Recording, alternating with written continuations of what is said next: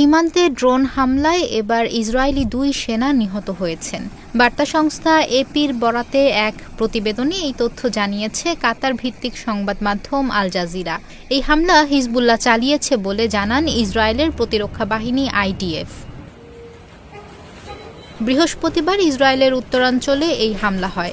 একজন নিহত হয় ড্রোন হামলায়, আরেকজন মারা যায় ট্যাঙ্ক বিরোধী ক্ষেপণাস্ত্র ছুড়ে দেওয়ার সময়।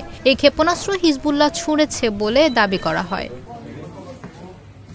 ব্রিটিশ সংবাদ মাধ্যম বিবিসি বলছে, বৃহস্পতিবার 19 সেপ্টেম্বর স্থানীয় সময় রাতে লেবাননের দক্ষিণাঞ্চলে একের পর এক বিমান হামলা চালায় ইসরায়েল। তাদের দাবি, এতে হিজবুল্লাহর বিভিন্ন অস্ত্রভান্ডার, 100টি রকেট লঞ্চার ও বিভিন্ন গুরুত্বপূর্ণ স্থাপনায় আঘাত হানে।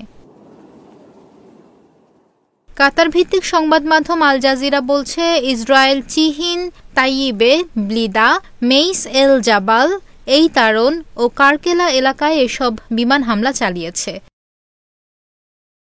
মঙ্গলবার একযোগে লেবানন জুড়ে কয়েক হাজার পেজার বিস্ফোরিত হয়। পেজারগুলোতে আগে থেকেই স্বল্প পরিমাণে শক্তিশালী বিস্ফোরক ভরা ছিল বলে ধারণা করা হচ্ছে। ব্যবহারকারীরা পেজারে আসা একটি বার্তা গ্রহণ করতে গেলে বিস্ফোরণ ঘটে। এতে 12 জন নিহত ও প্রায় 2800 জন আহত হন।